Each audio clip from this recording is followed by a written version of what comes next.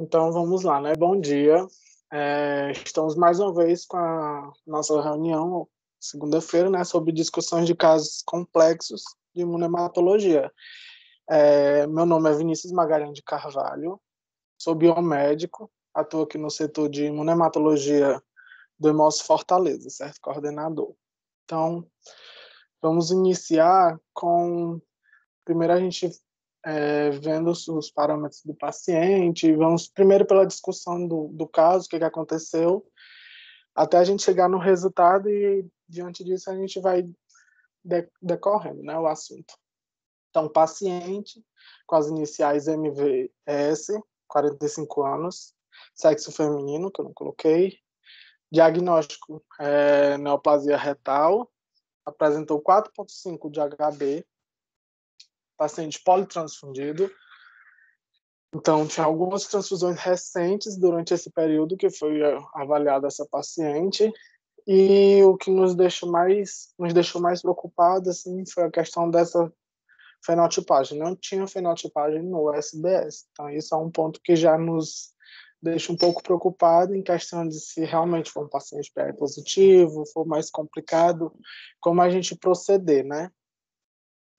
Então, daí, como foi solicitado concentrado para ele na agência, eles fizeram os testes pré-transfusionais e aí a PAI apresentou positiva na agência. Quando dá positiva, o protocolo que eles devem seguir é encaminhar 2 tubos de EDTA para a gente e um soro, para poder a gente seguir com os nossos testes, né? Fazer a identificação desse anticorpo. Então, assim, foi aqui. Então, os resultados primários que a gente obteve foi um ABO, como a gente pode ver, de direta e reversa de BU. A PAI realmente estava apresentando 3 cruzes nas nossas 3 hemácias de triagem. O TAD que a gente realizou estava apresentando 2 cruzes e positividade apenas para IgG, certo? E aí o slide ele não apareceu, foi um erro de digitação, mas o que eu tinha colocado nesse slide aqui foi o nosso painel, onde a gente faz a identificação dos anticorpos irregulares, né? E aí quando a gente passa o painel, que é um painel em LIS, um em NaCl, que é onde a gente trabalha com hemácias tratadas, né, com enzima, e a gente tem o auxílio de mais um painel com 12 hemácias, que é o Plus, que a gente chama, e esses 3 painéis apresentaram positividade e reatividade em todas as hemácias, certo? Alterando de 3 cruzes para 4 cruzes. E isso já nos deixa bastante alerta, né? Porque o paciente já não tem fenotipagem no sistema, o painel todo positivo. Paciente com transfusões recentes, então o que a gente opta em fazer... outra coisa, uma observação, mesmo com ela com transfusão recente, para a gente não trabalhar assim, exatamente às cegas, a gente optou por fazer uma fenotipagem, só para a gente ter um pouco de noção com o que a gente estaria trabalhando, né? Essa fenotipagem ela não foi anexada ao sistema, porque a gente não pode fazer isso, óbvio, com transfusão recente, mas dá um pouquinho de margem para a gente ter uma noção do que a gente vai fazer, né? Por quê? Porque se a gente faz um fenotipagem dessa, a gente pega uma dupla população, que a gente também conhece como campo misto, a gente já imagina, a gente não sabe diferenciar de quem é aquela hemácia, mas a gente tenta respeitá-la, né? E aí, segue essa fenotipagem, olhem com atenção. E pronto. Diante disso, o que a gente optou em fazer? Como o paciente ele já tem transfusão recente, a gente optou para fazer a adsorção, como já foi comentado aqui, explicado direitinho. E aí, nessa adsorção, a gente levou até a 6ª adsorção. Lembrando que sempre de 2 em 2 adsorções a gente faz uma PC, de uma alíquota de uma hemácia das adsorções com esse soro absorvido, né? E de 2 em 2 adsorções a gente repete esse processo até a 6ª, né? Então a gente faz isso até 3 vezes. E após a 6ª adsorção, a gente conseguiu ainda notar incompatibilidade dessas hemácias, do soro absorvido com as hemácias da halo. E aí, o que isso sugere para a gente? Que se ainda tinha algum interferente que não estava dando para a gente identificar anticorpo, esse interferente provavelmente ainda não saiu, ainda continuou nos mascarando o resultado que a gente poderia encontrar no painel. Então, assim, nesse caso, como a positividade ainda havia incompatibilidade, a gente optou por não passar o painel porque ele iria reagir com todas as hemácias igual o painel anterior, né? Igual o primeiro painel. E aí isso já nos deixa bastante preocupados, né? O ELUATO foi realizado e não apresentou reatividade em nenhuma das hemácias, certo? Então o ELUATO dele deu todo negativo. E aí a gente tem uma salvação, né? Vamos dizer assim, que é o que a gente bate bastante na tecla. Eu acho que é um ponto bastante importante aqui para a gente que trabalha com a imunematologia aqui no EMOS, que foi optar por passar painel genotipado, né? Um painel de identificação de anticorpos fabricados através dos doadores genotipados aqui no EMOS. Isso acho que é uma das maiores conquistas que a gente, se pode dizer, a maior que a gente teve aqui no EMOS, né? Porque isso nos beneficia demais, tanto em relação à identificação do anticorpo, como também identificar um antígeno raro que está ali presente na genotipagem, entre outros pontos bastante importantes. Aqui também eu não consegui, deu um probleminha no meu slide, certo? Mas, trazendo para vocês o resultado, quando a gente passou o painel genotipado, só teve apenas uma hemácia do painel, a hemácia 6, que não apresentou reatividade. Foi a única que deu negativo, certo? As outras hemácias todas deram positivas. E aí, isso é preocupante?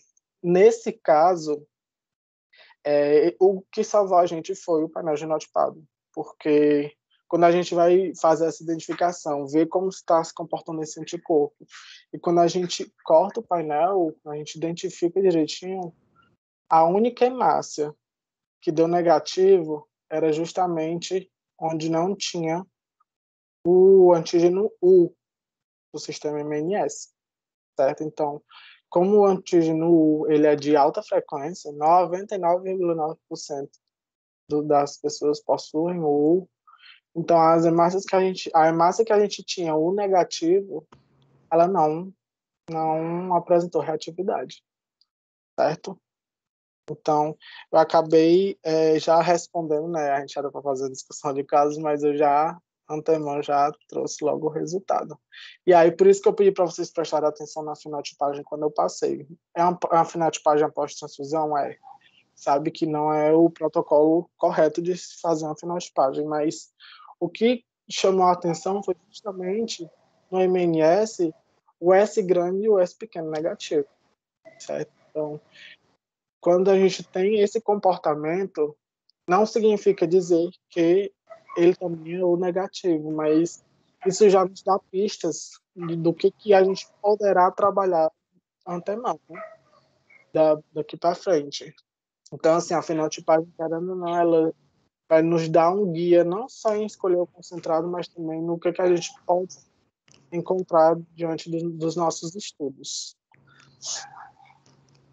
E aí, o que a gente precisa fazer com esses resultados? Confirmar se realmente é o anti-U. Então, como a gente tem essa vantagem de ter doadores genotipados, então a gente tinha algumas outras hemácias, o negativo, se não me engano, mais duas. E quando foi realizado uma pesquisa esse soro realmente deu negativo, então confirma para a gente que é o anti-U, e também a gente tentou descartar alguns outros anticorpos que estariam envolvidos, né? Mas, resumidamente, foi esse o caso que eu resolvi trazer hoje para vocês, certo? Desse anticorpo, desse famoso anti-U, né, que assombra a gente.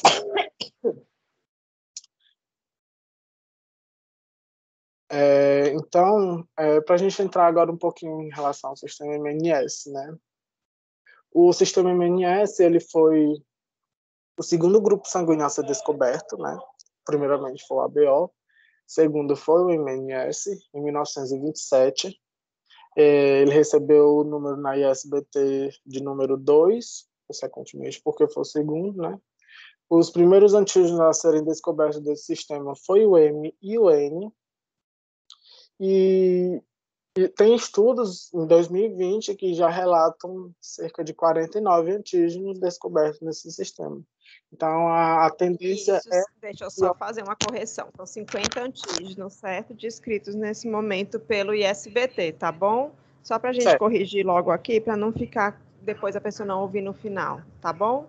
Tá ótimo, tá, obrigado. Eu até ia complementar. Eu tinha visto uma pesquisa de 2019 que tinham relatado 43. Aí eu trabalhei de 2020 trazendo esses 43 corrigindo 50 do sistema. E... Vinícius está com eco, que tem alguém aí do seu lado com o microfone ligado. É aqui. Que a sala só tem o meu som aqui. Não, acho que não. Certo. Aí só lembrar que a gente tem essa atualização de junho deste ano no site do ISBT. Depois eu passo novamente nos grupos, tá certo? Para a gente sempre atualizar, sempre olhar a última atualização. Eles demoraram um tempo, o ISBT demorou um tempo para atualizar essa lista, mas a gente tem uma lista atualizada deste ano, há poucos meses. Então a gente pode confiar nessa lista, tá certo? Certo. Continuando, eles são antígenos que eles são transportados por proteínas portadoras de açúcares, né, que a gente conhece como as glicoforinas. E uma extremidade dessa proteína ela é ligada à célula subjacente, que seria o caso do eritrócito, e a outra parte é onde ela vai carregando o açúcar, seja na parte da extremidade ou na parte mais remota dela. Então, os tipos dos genes, nós vamos ter a glicoforina A, que ela tá responsável pelos antígenos M e N. Também temos a glicoforina P, e está responsável pelos antígenos S grande, S pequeno e U também. Ela é expressada, ela é expressada nas células eritroides, exclusivamente eritroides, elas não são expressas em plaquetas ou leucócitos. Também é expressa e no epitélio. E uma observaçãozinha que eu creio que as pessoas elas têm é que ela é a porta de entrada para a parasita. Eita, que a internet não presta não. Tá com eco de novo, gente. Viu, Vinícius?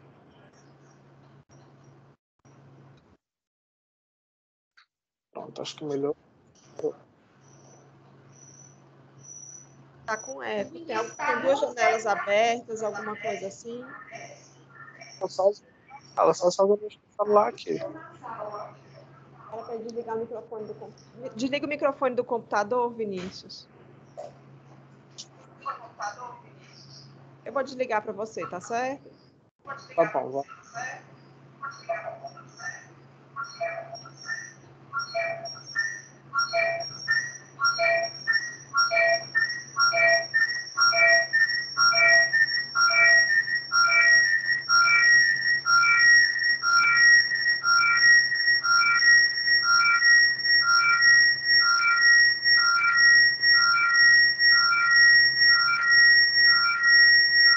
Desliguei os dois e continua com muito eco.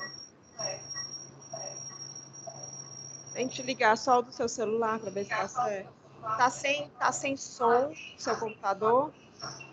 Tá, o computador tá sem som e eu tava ligado. Tem que tirar o som do computador também, para você não conseguir escutar o que está sendo dito. Você Não, mas o escuta só computador pelo tá celular. visual.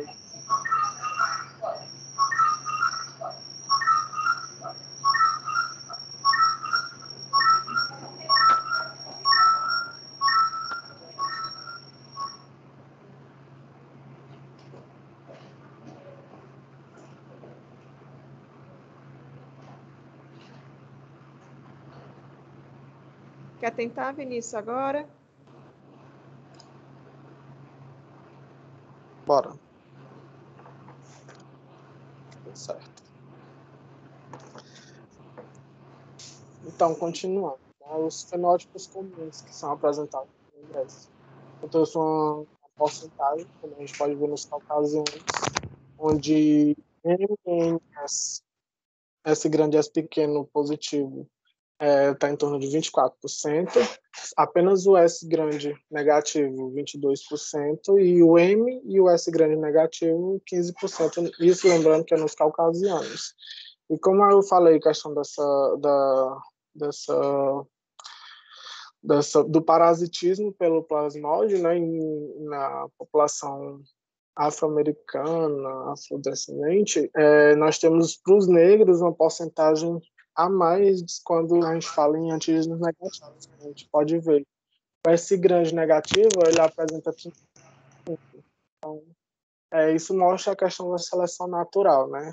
Em relação a se tiver antígenos negativos justamente desse sistema, dificulta para a questão do plasmódio ter essa porta de entrada e contaminar as hemácias.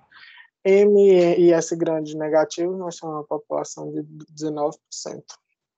Certo? E lembrando que o fenótipo S grande, S pequeno e U negativo, ele é resultado de uma homozigose, de uma deleção de codificação da região da glicoforina B, que é justamente a que é responsável pela produção desses antígenos. Então, como existe essa deleção, acaba que não tem essa possibilidade de ser formado o antígeno, então daí vem essa sequência negativa, né, desse fenótipo. Os antígenos MN, eles podem ser detectados a partir da 9ª semana de gestação no feto. Eles ficam encontrados na extremidade externa da glicoforina A, e como os outros antígenos desse sistema, eles não são afetados pela papaina, bromelina, cloroquina ou outros tratamentos ácidos, né? O S grande e o S pequeno, eles já passam a ser detectados na 12ª semana da gestação. Eles ficam localizados diferente do MUN, eles ficam localizados remotamente na parte da glicoforina B, não na extremidade. E a proteína do RH, ele auxilia na estabilização e na parte da incorporação dessa proteína na membrana eritroide. E o antígeno U, vou até repetir um pouco, ele é localizado na glicoforina B, junto com o S grande e o S pequeno. Eles não são também afetados por tratamentos enzimáticos ou algum ácido, e ele resulta, como eu já falei, dessa deleção da região da glicoforina B, certo? Lembrando que o U ele é de alta frequência, cerca de 9,9% da população apresenta o U. Os anticorpos do sistema. Nós temos você vai falar um pouquinho sobre o variante? Doutora, eu acabei que não coloquei ele no slide. Mas vamos falar um pouquinho agora, né? Então, lembrando que quando eu tenho indivíduos S grande e S pequeno negativos, eu vou ter mais ou menos em metade das vezes um deletado, né? Realmente o indivíduo vai ser U negativo, e metade das vezes aproximadamente eu vou ter o que a gente chama de U variante. Esse U variante geralmente é formado por genes híbridos, e tem duas formas mais frequentes, a variante New York e a variante P1. E aí a gente tem que lembrar sempre que eu posso desenvolver, o U variante pode desenvolver um anticorpo que também vai reagir com o U negativo pode desenvolver um anticorpo que vai, às vezes, reagir com as amostras U variante. Então, não obrigatoriamente, pelo fato de ser S grande e S pequeno, eu posso ter certeza que aquele anti-U formado não vai reagir contra as hemácias S grande e S pequeno. Então, dependendo da base genética e do que realmente a gente tem, se é um variante ou um negativo, eu posso ter uma informação inadequada na hora de estar fazendo meus testes, esses testes mais complexos, na hora de transfundir. Então, é importante, é fundamental, na verdade, gente, que a gente faça a avaliação genética, né, avaliação molecular de todos os indivíduos que são S grande, S pequeno negativos, para a gente descobrir se são variantes ou deletados. E isso, lembrando sempre, vai interferir às vezes nos nossos testes, mas nem sempre isso vai ser preciso, certo? Eu posso ter um anti-U que inicialmente não está reagindo com o variante, mas depois pode começar a reagir, né, naquele indivíduo negativo. E mais importante, eu tenho que ter certeza disso na hora que eu for transfundir, né, decisão pela transfusão daquele indivíduo, tá certo? Então, base molecular de U é sempre, fundamental para essa segurança. Então, a gente não pode simplesmente falar que é S grande, S pequeno, é U negativo. A gente tem que ir para a biologia molecular, não tem opção, tá bom? Você quer que eu lhe passe pelo WhatsApp, para você não aperrear ele? Vinícius, pode continuar. Pelo WhatsApp, para você não pedir ele? Falando agora um pouquinho sobre os anticorpos do sistema, pode encontrar o anti-M. O anti-M ele é relativamente comum entre os sistemas. Geralmente cria aglutininas ativas a dificilmente um anti-M ou anti-N ativos a 37 graus. E também raramente são encontrados em reação hemolítica transfusional, doença do feto e do recém-nascido. E aí, como a gente tem um anti-N, é um pouquinho menos comum para a gente encontrar, né? O anti-S grande e o anti-S pequeno, geralmente são da classe GG, que já chama mais a nossa atenção. São reativos a 37. Eles podem ligar com o tratamento, né? Então, é um pouquinho mais complicado. E posso até dizer que o anti-S pequeno é um anticorpo até raro de ser encontrado, não é tão comumente encontrado como o anti-M, né?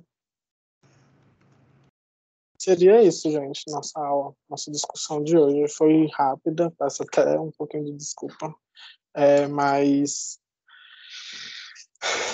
Vinícius, só por curiosidade, veja se você consegue encontrar qual é a base genética dessa paciente, tem genotipagem realizada, né?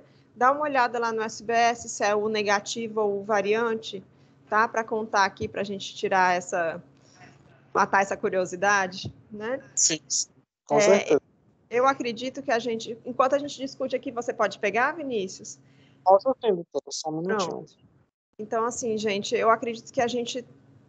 Na verdade, é mais do que eu acredito, né? Eu tenho certeza que hoje a parte sorológica não é mais suficiente em alguns momentos, né? Infelizmente, quem gosta de imunemata adora a parte de sorologia, mas a biologia molecular é fundamental. Então, nós não podemos simplesmente considerar a fenotipagem e definir que isso está ok. Esse mês, na verdade, a gente tem 10 dias, os hemocentros do Brasil foram convocados pelo Ministério da Saúde a atualizarem suas listas de doadores raros. E nessas listas, eles perguntam o que a gente tem de U deletado e o que a gente tem de U variante. Quem já precisou convocar doador pelo Ministério da Saúde, né, pelo registro de sangue raro, já percebeu que lá na solicitação, naquele padrão, a solicitação padrão, tem um campinho que você pergunta, você aceita o variante? Né? Quando você fala que o indivíduo tem anti-U, então a gente não pode aceitar não ter a biologia molecular. Lembrando que o EMOS está à disposição da parte de biologia molecular para avaliação, a genotipagem desses indivíduos. Se vocês quiserem, podem entrar em contato com a gente, que a gente organiza para receber e fazer esse estudo. Nós dependemos, durante muitos anos, de outros hemocentros, de outros locais, para nos ajudarem a saber o que está acontecendo com os nossos pacientes e doadores. Então, a gente mandou para Ribeirão, a gente mandou para Campinas, a gente mandou para ProSangue. E a gente quer retribuir o que a gente recebeu até hoje, com a possibilidade de estar ajudando outros locais que não conseguem fazer nesse momento. E eu me coloco à disposição, todo mundo tem meu contato. Se encontrarem algum paciente ou doador S grande, S pequeno negativo, pode mandar para a gente. Inclusive, a gente está compilando alguns dados para publicação. A gente está tentando organizar isso. E, recentemente, a gente teve um caso que a gente ainda está descrevendo, provavelmente vai ser publicado, se Deus quiser, nos próximos meses, que foi um U negativo por uma alteração molecular nova, que não tinha sido descrito previamente um stop codon prematuro, no GYPB, que levou ao aparecimento de um fenótipo divergente do genótipo que a gente realiza. Então, o TIE, que é o responsável pelo Laboratório de Técnicas Avançadas em Imunematologia, que inclui a genotipagem, está escrevendo esse relato de caso para publicação. Então, também é muito importante que a gente entenda que a gente não pode simplesmente confiar cegamente na genotipagem também. Vamos ver aqui, já botou aqui, olha aqui, o Vinícius botou. É um paciente U variante. Vocês estão vendo que tem aqui um asterisco. Vocês conseguem enxergar a vista boa? Então, é um variante que produziu um anti-U, certo, gente? Então, lembrando que o variante também produz o anti-U e que ele vai ser compatível normalmente com a mesma variante e com os U negativos. E o contrário nem sempre é verdadeiro, né? Então, o U negativo, às vezes, vai ser incompatível com o variante. Então, cuidado nessa definição do que é o negativo apenas a partir da fenotipagem. Então, esse caso, eu acho que ele foi importante para a gente ver isso, né, Vinícius? Não ter muito sofrimento, para a gente sempre lembrar que a gente precisa ver a genotipagem, porque passaria tranquilamente como um negativo, não é verdade? Mas, na verdade, ele é um variante. Ok? Gente, alguma dúvida? Tudo certo? Vinícius, você quer colocar mais alguma coisa? Doutora, seria só isso mesmo. Então, tá bom. E a gente, realmente, o Vinícius falou, nosso painel de hemácias genotipadas ajuda bastante. A gente ainda está tentando ver qual a melhor forma de conservá-lo, porque a gente percebeu que ele sofre interferências muito rapidamente, já que a gente não tem um estabilizante muito, muito bom, e a gente acaba usando muito esse painel. Mas eu acho que a gente está chegando no caminho certo e tem ajudado mesmo a resolver outros casos. Então, talvez seja uma coisa que vale a pena a gente implementar, né? Na verdade, eu soube que existe um painel, que eu acho que é a Fresenius que comercializa aqui no Brasil, desses doadores genotipados, que a fenotipagem não resolve, né? A gente sabe que existem alguns antissoros muito raros e muito caros, que a gente não consegue saber o que tem no nosso doador. E aí, esse painel que era comercializado, um dia eu pedi o orçamento para ver se a gente comprava, era R$ 1.800 o painel.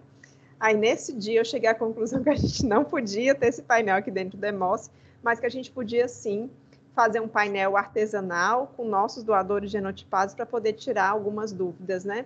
E a gente já identificou alguns anticorpos a partir desse painel de hemácias genotipadas, que eu acho que foi uma coisa muito bacana que a gente introduziu nos últimos meses, que a gente agora estendeu para a hemorrede, e vem para a hemorrede do Ceará, né? E vem ajudando um pouquinho a nossa identificação, para não ficar cheio de anticorpo não identificado, né? Inclusive, é esse o indicador. Ela botar internet Adriana, você quer perguntar alguma coisa?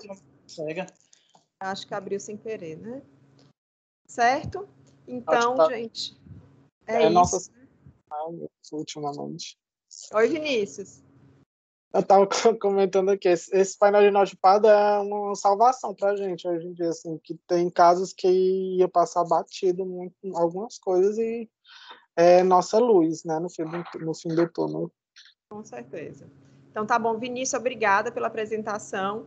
E aí, gente, boa semana. Semana que vem tem mais. Quem vai apresentar semana que vem vai ser o Nicolas, aqui de Fortaleza também. E quem quiser está convidado oficialmente para apresentar também aqui na sessão, porque eu acho que é sempre bom a gente ver experiências de outros serviços, como que é feito o trabalho em outros serviços, para a gente ir construindo a nossa forma melhor de trabalhar, né? Eu acho que a gente aprende muito com os outros e por isso é tão importante essa sessão. Obrigada, boa semana a todos e até semana que vem.